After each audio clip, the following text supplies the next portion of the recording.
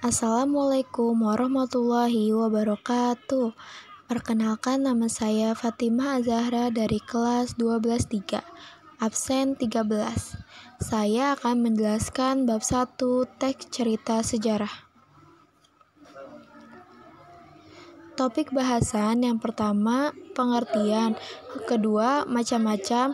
Ketiga, ciri perbedaan. Keempat, struktur novel sejarah. Yang kelima, struktur teks sejarah. Yang keenam, ciri kebahasaan cerita teks sejarah.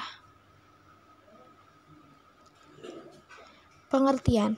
Teks yang berisi tentang fakta kejadian di masa lalu, asal-usul sesuatu, dan disusun berdasarkan kronologi. Yang kedua, ada macam-macam. Yang pertama, fiksi, novel sejarah. Contoh, novel, cerpen, legenda, dan roman. Yang kedua, non-fiksi, teks cerita sejarah. Contoh, biografi, autobiografi, catatan perjalanan, dan catatan sejarah. Selanjutnya ada ciri dan perbedaan. 1. Judul dalam teks cerita sejarah berisi eksplisit, sedangkan dalam novel implisit. Yang kedua, orientasi dalam teks sejarah berisi pengantar, tujuan, dan pendahuluan, sedangkan dalam novel sejarah berisi pengenalan tokoh dan latar. Yang ketiga, ada komplikasi dalam teks sejarah bersifat gradual, sedangkan dalam novel sejarah bersifat hierarkis.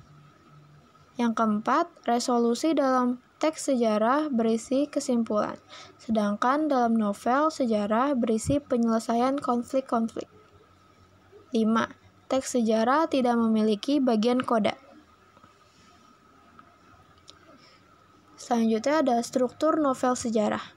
Yang pertama, orientasi. Berisi pengenalan tokoh, latar, tempat, waktu, sudut pandang, dan juga hubungan dari para tokoh.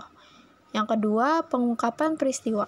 Mulai menceritakan peristiwa atau kejadian yang akan menimbulkan suatu konflik nantinya. Yang ketiga, rising action, menuju konflik. Penulis akan menunjukkan konflik atau masalah yang mulai semakin rumit. Yang keempat, komplikasi. Konflik yang muncul sudah mulai memuncak atau di tahap klimaks. 5. Resolusi, menceritakan akhir dari suatu masalah atau tahap penyelesaian. 6. Koda, opsional.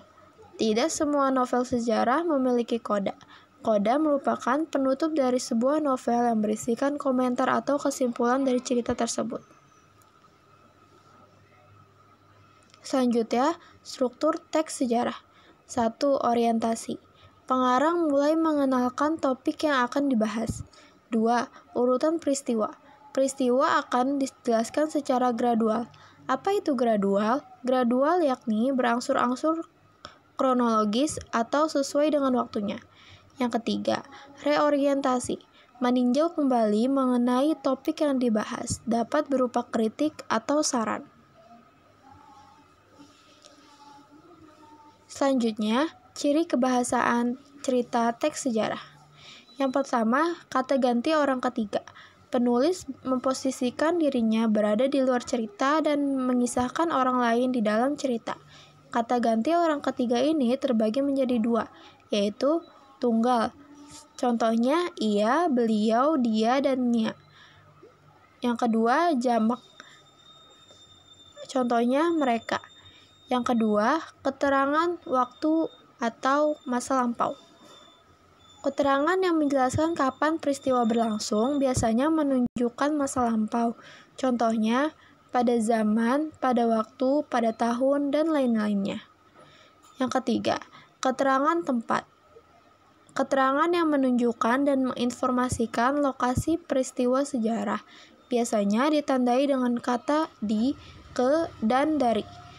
Keempat, konjungsi temporal, waktu.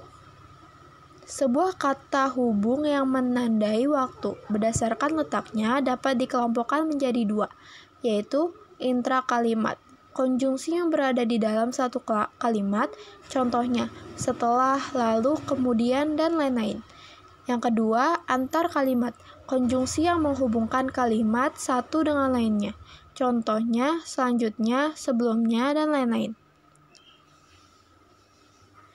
Yang kelima, konjungsi kausalitas atau sebab akibat. Sebuah kata hubung yang menyatakan sebab akibat. Berdasarkan letaknya dapat dibagi menjadi dua, yaitu yang pertama, intrakalimat, konjungsi yang menyatakan sebab akibat dalam satu kalimat. Contohnya, karena, sebab, dan lain-lain.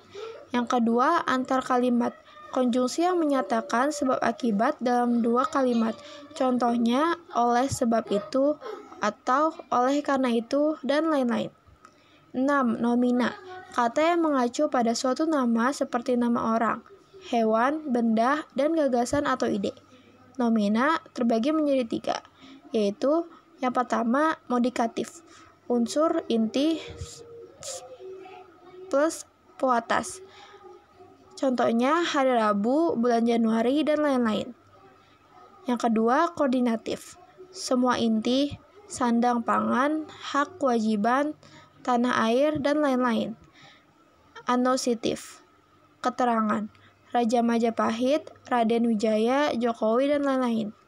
Yang ketujuh ada verba, kata yang menunjukkan tindakan. Biasanya ditandai dengan imbuhan me, ber, ter, di, me, kan, ber, kan, di, kan, dan lain-lain.